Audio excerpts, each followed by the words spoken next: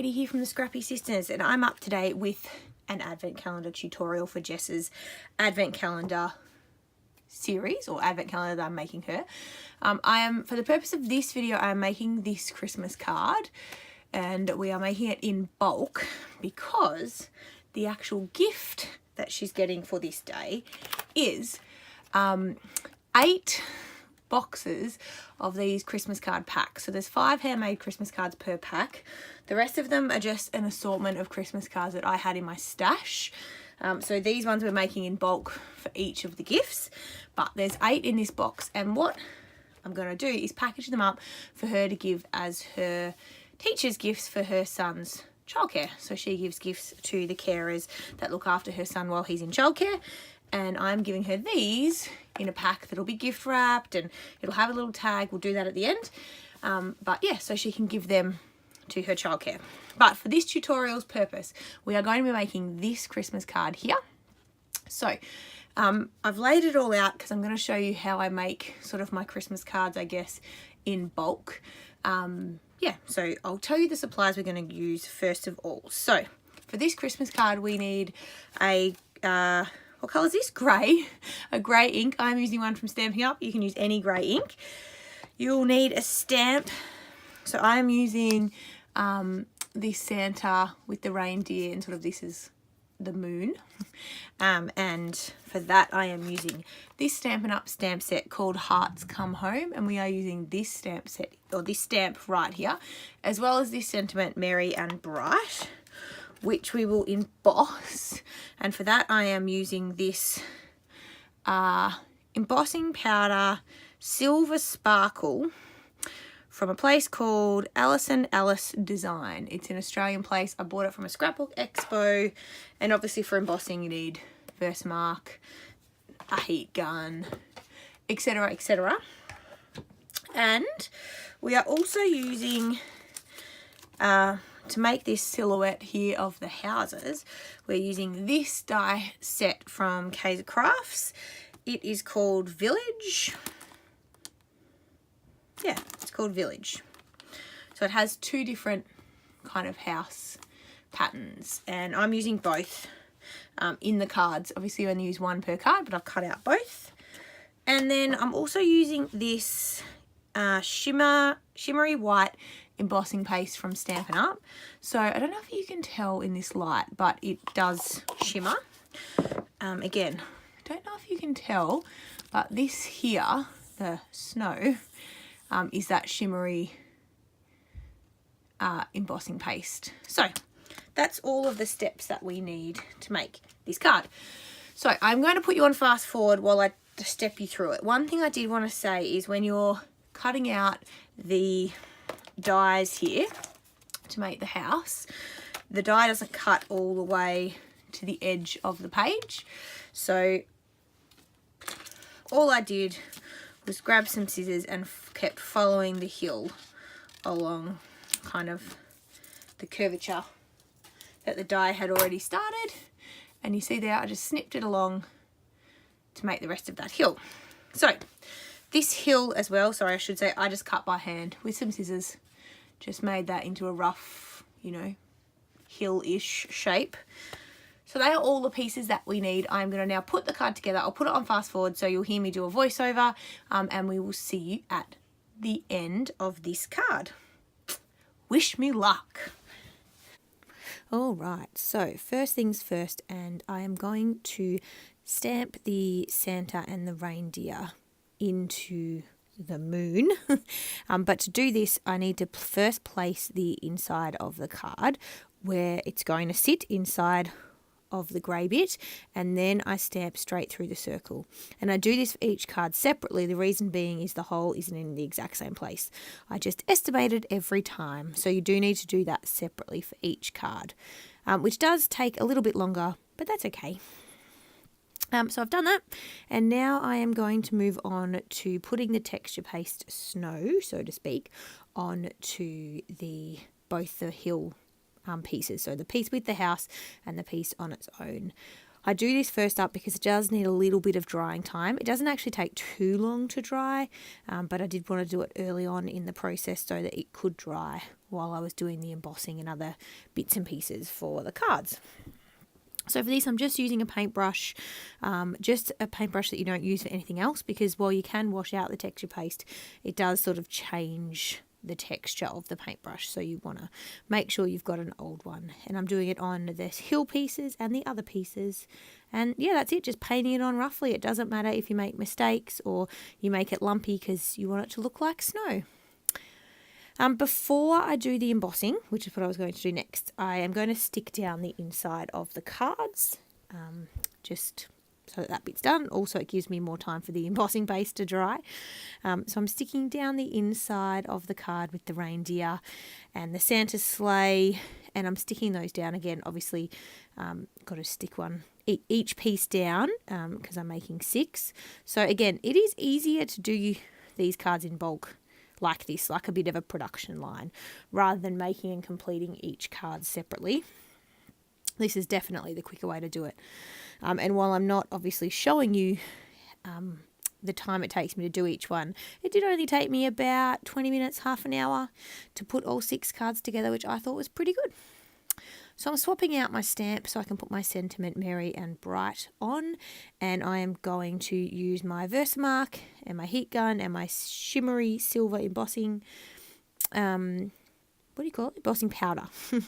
And I am going to emboss the Merry and Bright. I am using my embossing buddy because the embossing powder has got actual glitter in it, and the embossing buddy really helps to make sure that the glitter doesn't stick to your card where you don't want it.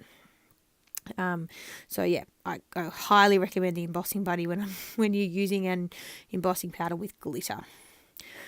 So again, I'm only going to show you doing one of these, not all 6, but I do use this scrap piece of paper that I'm kind of using to capture my embossing powder and tip it back in. Again, glitter does go everywhere. That's probably the only downside of this particular embossing powder, but it looks really cool having the glitter in it. So it's a small price. Us crafters have glitter everywhere anyway. So I have finished the embossing, and then I am going to move to putting the last few bits of my card together. So first up, I need to stick the hill with the houses onto the card. And to do this, I'm using double-sided tape, and I'm sticking it straight onto the card front. So sometimes it won't line up completely with the bottom of the card, and that's fine because you'll cover it with the mountain that goes on the top. In most of these cases, because I'd made so many of them, it was pretty good and they did line up at the bottom. But you'll see in a minute when I put the second hill on, you can't see anyway if there's any kind of grey poking out underneath of the hills because it's covered. So it doesn't really matter. I'm just sticking them straight down flat with double-sided tape. And then I move on to the other hill, and that one I am popping up with dimensionals, and you'll see what I mean here when I say you can't see anything behind it. So I'm going to pop the first one up with dimensionals. I deliberately made this hill too long because I didn't know how much I was going to need and I wanted room to play around. So I'm putting 4 dimensionals onto the back. I'm just cutting some of my dimensionals up so that I don't waste any of them. You don't need that many to stick on the hills, but I just used 4, but they're kind of half ones anyway because I've cut them and they're the edges. And then I'm going to stick the hill down on top of the hill that's already there, and you can see me sort of lining it up so you can see both the front hill and the back hill, and then I'm just trimming off the excess, and that's it. That is the card done. Simple. So obviously I've got to do the rest to the next 5 cards, which I will edit out. But you can see me here. I'm going to go back to live now so you can hear me in real time. But I hope you enjoyed that card. And yeah, you'll hear me back in real time in a second. Okay, so that is 6 extra cards made, plus my sample one. All up it took me maybe about half an hour, a bit less, to put everything together. Once you've kind of got all the bits organised, it really doesn't take that long to make a bit of a production line and put it all together.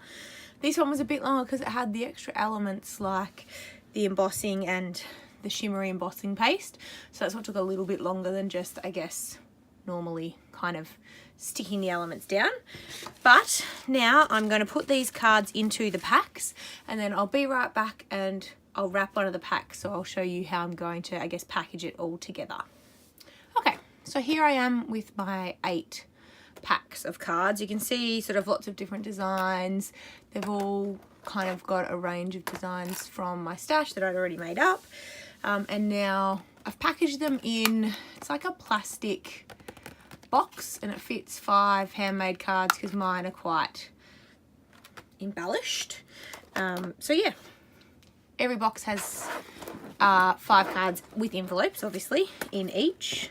So let us wrap one of these up,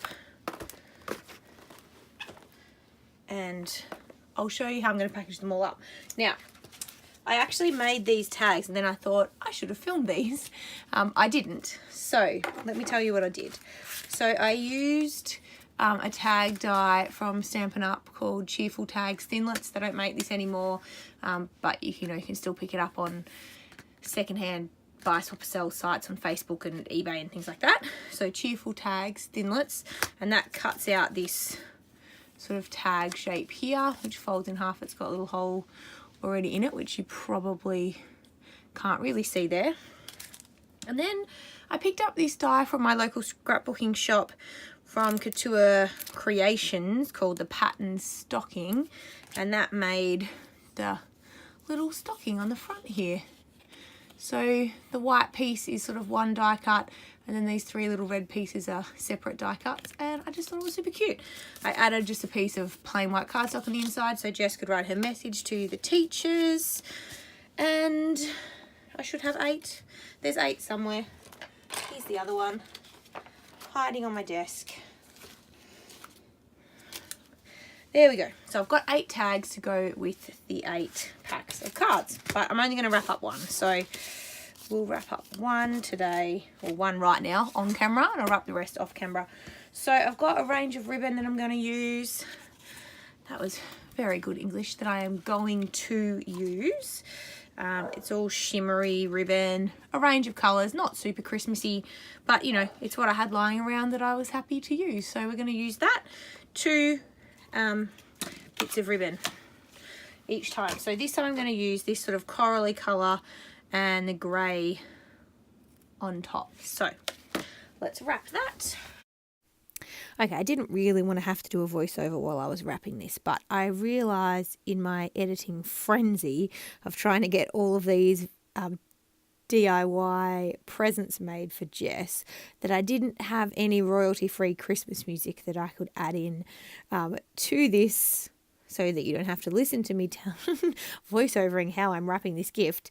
But I couldn't find any, and it was taking too long, and I just needed to edit this video, so otherwise you just get me chatting. I hope you've liked our advent calendar series so far. To be honest, I still haven't worked out which number gift this is going to be for Jess. So I don't know when you're seeing this. I don't know how many other videos you've seen or how far through our 24 days of giftmas that we are. But yeah, hopefully you're enjoying it and you're loving seeing what we've given and made for each other. We've certainly enjoyed it, at least so far. I can speak for the making of the presents so far. Obviously not the giving or receiving yet, because I haven't done that part as of me filming this voiceover. I'm just madly trying to finish everything before the 1st of December when I give it to Jess. But yes, I have almost finished wrapping this present. I am just cutting my ribbon into little forks at the end, and then I'm going to use some twine to add the tag. I wasn't sure how I was going to add the tag. I've got a few different sort of twine options. I went with a silver and white twine, but I've got like a linen thread, and I've got green and red and other colours. So I think I'll mix it up on the other 7 packs that I've got to wrap up. But I'm just sort of looping it through. I'm leaving it a bit loose because I need her to be able to open it so she can see she can write her message. And then I'm just sort of tying it on and making another little bow so it sort of I don't know, fits with the rest of the theme with the 2 bows that I already tied. And that's it. Again, you're going to hear me go back to real time in a second. So I'll stop the voiceover and I'll send you back to real time. All right. Hope you're enjoying it. So there you go. That's how I'm going to package them up. So just simple ribbon around the top with the tag hanging off. I left it loose so that she could open it and write in it. And that's it. There's going to be 8 of them.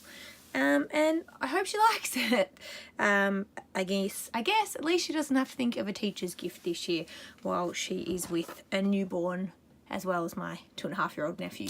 So that's it. That's her gift. 8 of these all packaged up.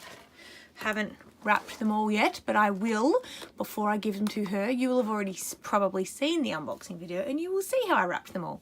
But we will see you in tomorrow's video. I hope you've had a great day and I hope you're enjoying our series so far. All right, guys. Bye.